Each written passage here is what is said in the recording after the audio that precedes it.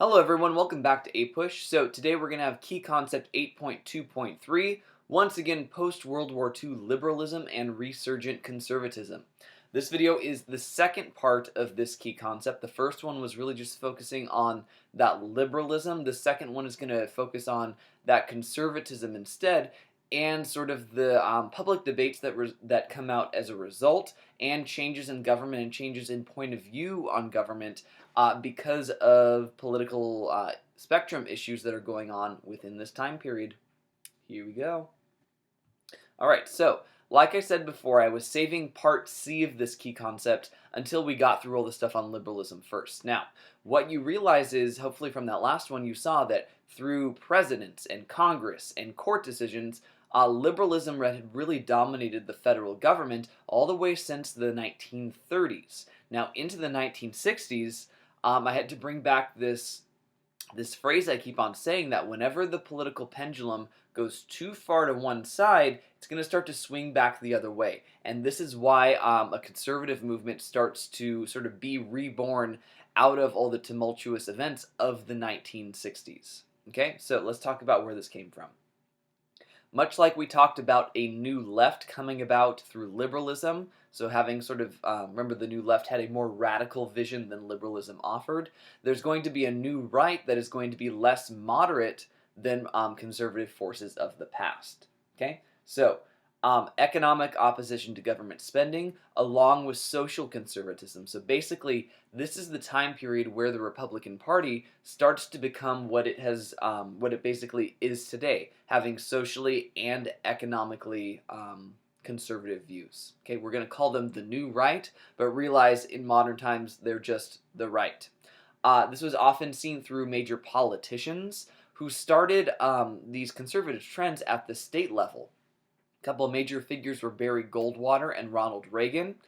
Barry Goldwater was a senator from Arizona. Ronald Reagan, former movie star and eventual president of the United States in the 1980s. Barry Goldwater also ran for president in 1964 against President Lyndon B. Johnson, and he lost. He sort of had this really huge popular and electoral defeat. And that kind of shows how in the 1960s, this new conservative movement was just getting going. It's not really actualized until what we see in the 1980s with Ronald Reagan, but realize that this is when these ideas start to sort of brew, and they're going to start to come to light in the late 60s and into the 1980s. So a good example of these conservatives who were looking at this past of very strong liberalism and having a reaction against it is embodied through Richard Nixon. So we talked about Nixon before. He ran for president in 1960. He lost to JFK, and that made it so that this liberalist or liberal trend continued in government. Nixon runs again in 1968 after President Johnson announces he will not run again. He was pretty much just lost my train of thought there. Psychologically, mentally, and physically exhausted from the presidency, dealing with especially the Vietnam War. It had a big toll on him. He wasn't even sure if he would get nominated by his own party. So what that leaves is kind of this void in a split Democratic Party that helps to lead to Nixon being elected. Now, the people that he appealed to, he called the silent majority. He said these were the type of people who were not supporting everything that was in the news, all sort of the radicalism that was developing and coming out of liberalism. He said, most people aren't into this. And he said, I'm going to play on the fact that I know these people exist to get their support. He often sort of rallied people with opposition to liberal Supreme Court decisions. So think of ones that we've seen before: Brown versus Board of Education, Gideon versus Wainwright, Regents of the University of California versus Bakke, that's affirmative action. Other ones, Miranda versus Arizona. The Supreme Court had been acting in a pretty liberal fashion for the past couple decades, so he's able to build on that because people thought the courts were going too far in order to trying to sort of force equality on people. So this anti-radical stance that Nixon took appealed not just to the silent majority, but it also appealed to many Southern whites who were looking at what was going on with the civil rights movement and feeling like the federal government was too big and too involved. And so his idea of smaller government less spending, and also less interference in state issues appealed to Southern whites there. Okay? Now, the Democratic Party was divided, and that helped Nixon to win.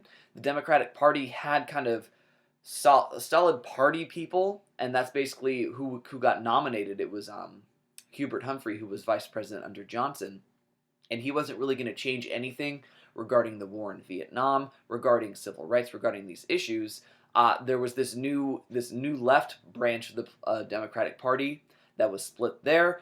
Also, there was division in the Democratic Party over civil rights issues. Remember, for a long time, the Democratic Party was the party of the solid South, of segregation and Jim Crow, and now all these new parts of it are developing. So what Nixon did is he appealed to those Southern whites who opposed the civil rights movement, and that helped him win. Also, who were opposed to people radically against the war, who thought they should be supporting the military. All right, so fast forward 4 years, Nixon has a huge re-election, and we can say that this is really the beginning of a conservative rebirth, because it showed that Nixon in 1968 was not just an aberration, but it was the beginning of a trend.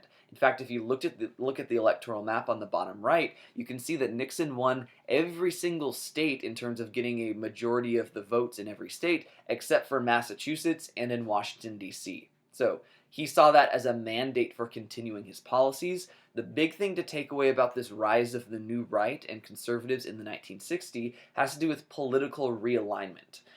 We've talked about political realignment before, how the New Deal was the thing that kind of created these terms, conservative and liberal, how it set up the Democratic Party as the party of Keynesian economics, and so that's where they kind of flip economically. And this is where the parties get to where they are today socially, politically, and economically, mostly due to Nixon's Southern strategy, the idea of how can the Republican Party build on the resentment of the South, who used to favor the Democratic Party, when the Democrats were now switching their policies to things that the South didn't like anymore. That's why the South still votes for Republicans today. It all got started with the Southern strategy. Same thing happened with many Republican presidents over time, Ronald Reagan, George W. Bush. They know that they kind of have support in that region for conservative policies, and so they rely on that for their to be successful in elections. All right, so we've talked about Nixon. Well, we talked about conservatism, and I mentioned Richard Nixon a bit. What we're going to talk about here is what's going on now into the 1970s, and how, yes, there was a lot of tumult in the 1960s, and a lot of that sort of discontent leads to problems in the 1970s, especially during Nixon's presidency. So let's talk about how the economy was changing first. So we had this long trend of government spending, the Great Society, Vietnam War. That's old school liberalism taking effect. So the government is spending a lot of money. We get off the gold standard in 1971, so it gives us more fluidity in how to try and manipulate inflation and unemployment within the economy. On top of that, types of jobs that are available are changing. We're shifting away from manufacturing that had been really the bulwark of our economy since the late 1800s to more service-oriented jobs. Part of this had to do with the fact that manufacturing and industrialization was spreading into other countries around the world, like China, like other Asian countries and places that had not industrialized before. What this means then is it's then cheaper for them to make it and for us to buy it than to make it at home, because union jobs cost so much more in order to have good wages for the workers. As a result, these jobs start to disappear. There's a whole area called the Rust Belt that includes Ohio, parts of Pennsylvania, Indiana, Illinois, even parts of Wisconsin and Michigan, that they start to lose all their jobs, and this represents sort of this economic decline of the 1970s. On top of that, people are moving away from cities and move into suburbs instead. We saw that before with people where they lived. Now it's shifting to businesses as well, because so many people live in the suburbs that companies say, well, we should just have our companies in the suburbs instead of in the cities. And what this leads to is so many aspects of our economy and labor market were changing, and they all kind of collided at the same time, which led to some economic turmoil in the 70s. Part of this was something called stagflation. It's a portmanteau word, so you're taking stagnant and inflation. What this represents is high inflation, so things becoming increasingly more expensive to buy over time. High interest rates, so it basically cost a lot to borrow money because you would owe more back on a regular basis. Because things are costing more, because people can't really afford to pay stuff out, there is higher unemployment when jobs start to lay people off, especially with the industrial sector decreasing. And all these things that you don't want to be going on are happening. And on top of that, other areas of the economy are not growing very fast. Usually when you have high inflation or higher inflation, you have slightly lower employment or slightly lower unemployment. And then it has a kind of an inverse relationship. Well, something happened and both of them were going not where they were supposed to. So it seemed like the 1970s were this era where the economy was not really going well for anyone. Okay, now let's talk about sort of political problems where people their confidence in the government started to wane. The biggest thing that happened for this was the Watergate Scandal. Now, people were already distrusting the government because of the Vietnam War. The Watergate Scandal, the Watergate Scandal just exacerbates that issue. So, background of this. So, what happened is burglars broke into the Democratic headquarters for the 1972 election. It was at a brand new building called the Watergate Hotel in Washington, D.C. It's really not that far from the White House and the Capitol and all that building and all that business. Now what happens is these guys get sent to jail, but some people start investigating, and it looks like the people arrested were tied to Nixon's re-election campaign. And the reason it says CREEP is because that was the abbreviation, kind of the acronym for his re-election campaign. So, Committee for the Re-election of the President. Seems a little weird. Why would you call it CREEP? Because, I don't know. But Congress started to investigate, journalists started to investigate, and Nixon denied he had any involvement the whole time. Well, eventually journalists get some pretty solid evidence that they publish to show that it was tied to the re-election campaign, and Nixon probably knew about it. Congress starts deposing all these different members of his administration. Some of them admit as to their involvement and they go to jail. And eventually it's getting high enough up where Congress says, we need the president, we need the vice president, we need the brass, the people in charge to talk about this. And when they refused to talk it over, when they refused to hand over some tapes that were recorded that could provide evidence, Congress started going after the administration for not the crime itself, but for obstructing what could be known about the crime. What's often said about Watergate is that the cover-up was worse than the crime itself. So Nixon was obstructing justice, the government investigation, and eventually what this leads to is Nixon resigning the presidency, the only president to ever do so, and he did so to avoid impeachment. So Congress had articles of impeachment drafted, they were getting ready to vote on it, and he said, I need to just resign before I sort of sully my presidency even more. Now what this led to was his vice president Gerald Ford taking over. Now something you need to know about Gerald Ford, he was not the person that was on the 1972 ticket with Nixon. That was Spiro Agnew, who had, in the whole Watergate scandal, had his own scandals going on and had gone to prison for taking bribes and all these horrible, unethical actions.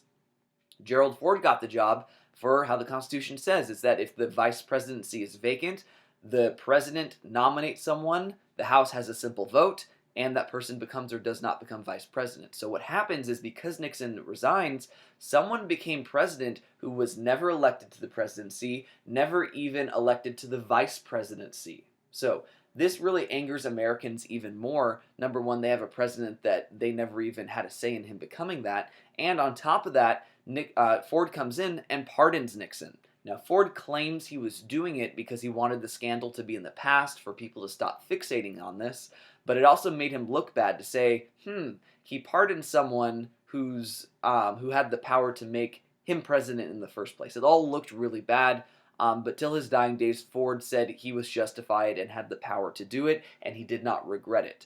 He actually said he didn't regret it because he found some obscure Supreme Court case that said when someone accepts a presidential pardon, they are admitting guilt. And he said Nixon never would have admitted to being guilty publicly unless he got the pardon.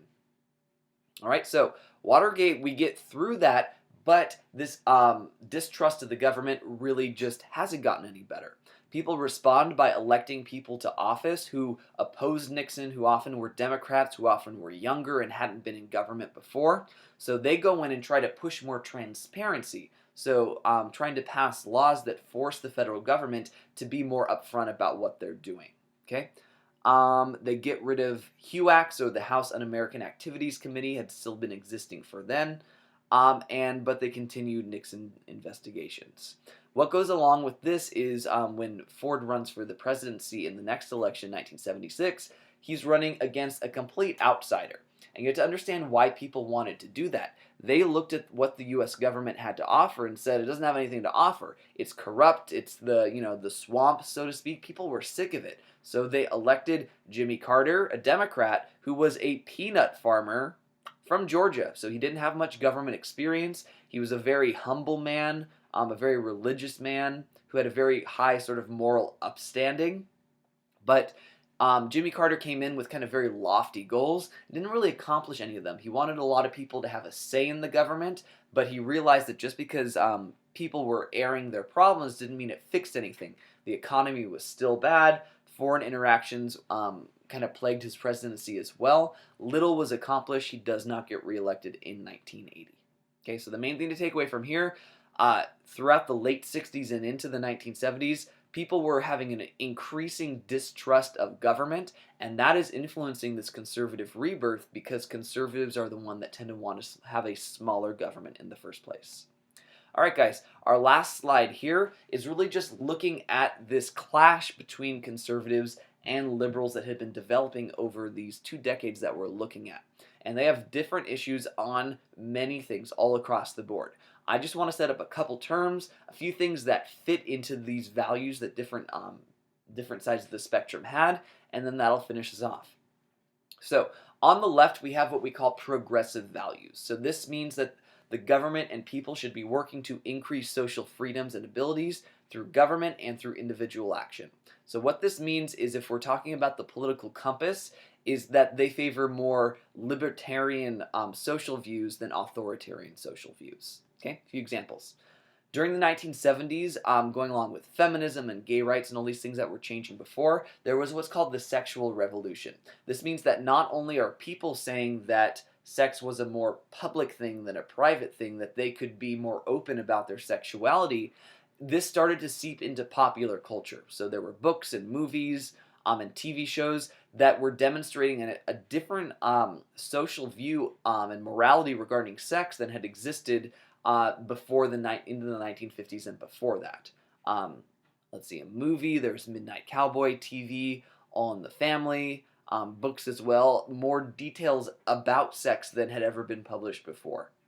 So this means that sex is, again, more public than private, and that's an entirely different idea, that people are very public about what they're doing regarding sex. Another thing that comes up is abortion becoming a hot topic. The reason it becomes a hot topic is that the Supreme Court rules that it is legal up through the first 3 months of pregnancy. Now, before this, abortion had been illegal all the way up through this. But just because it was illegal didn't mean that women weren't getting abortions. In fact, many were trying to perform them themselves, dying in the process. So the Supreme Court rules it legal, but because of issues of deciding when life begins, this is a very controversial up to this day, though still mostly legal. Okay, we've talked about affirmative action a little bit before, but it goes in line with progressive values, the idea of the government not limiting what people do in their own personal life, and trying to create more social freedoms for certain minorities and marginalized peoples. I mentioned this before with the Supreme Court case, Regents of the University of California against Bakke. So they ruled in favor of affirmative action, and we start to see this not just in colleges but in businesses as well, of trying to create more diversity in the workplace and around. So keep in mind, these are just 3 examples of what progressive values represent. Okay? Progressive values go along with liberals, the left, Democrats, that side of the political spectrum.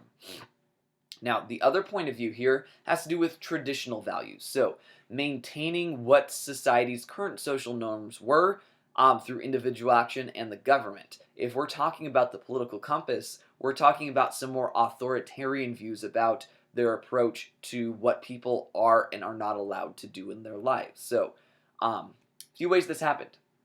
There was something going through that would have aligned to progressive values called the Equal Rights Amendment. And what this would have been, it would have been a constitutional amendment that, much like the, remember the 14th Amendment that said that things, public facilities, all that could not be limited by race? The Equal Rights Amendment would have added sex to that, to say that men and women cannot have segregated facilities. Okay, but this was supported by progressives, and it even got to the point where it got through Congress, but it was defeated at the state level because not enough states ratified this amendment. It was defeated by a movement called Stop ERA by a woman named Phyllis Schlafly. She was the leader of it. The idea is that she said, what would this do to women? There was this fear of suddenly women would be in danger from men because there was no more separation of the sexes. So they even used the argument that exists nowadays regarding transgender people and all that of the bathrooms. They're saying, so what, men and women use the same bathroom? Women are going to be threatened by having to share the same bathroom with men. So because of this, and this was a grassroots organization, ERA does not pass. So it is not in the Constitution that facilities cannot be segregated by sex or gender, right? The push came there, but it never happened. Something else that happened that aligns with traditional values has to do with economic views for lower taxes. So they were looking at liberal policies for many decades and saying the government is going too far. They're infringing on my economic rights. We should have laissez-faire capitalism. And so a lot of, at the state level, states start to work to lower taxes, and this is going to continue especially in the 1980s with Reagan. In California, there was something called Prop 13, which basically said that the state government cannot increase taxes unless they have a 2/3 vote instead of a 50% vote, which made it so that it made it kind of this unreachable level of being able to increase taxes. And like I said before, this was starting at the state level, like many conservative movements, and eventually getting to the federal level when we get into the 1980s with Ronald Reagan.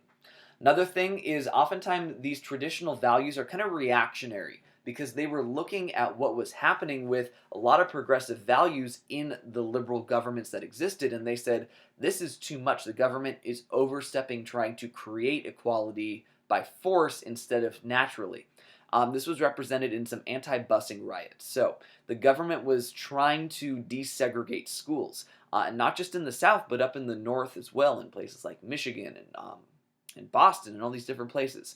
What happened is you had some instances of students might live right by their school, but because they were trying to enforce a more diversified student populace all over the state, students were having to go have like 2-3 hour bus rides to get to schools just so there could be more racial equity there. And what happened is many parents started protesting because their children might have been sent to a worse school, or they didn't just like their students going to school with black people. And it basically showed that all these efforts of the Supreme Court with desegregation, with all these efforts of the civil rights movement and liberalism from before, we're facing a huge public backlash, and eventually this public is going to go from being this silent majority to being very vocal when we get to the late 1970s and into the 1980s with this conservative rebirth. All right? Thank you so much for watching. So you can see that one kind of set up the other point of view. The first one was liberalism. This one focused more on conservatism and how that's going to lead us into much more conservative policies once we get into the 1980s. So what do you have to do? Create some note cards, red or yellow terms, do a quiz, work on geography, study chronology, and watch your next video if you're ready. So this is Mr. Chodola signing off. Thank you for watching as always, and I'll see you in class. Bye.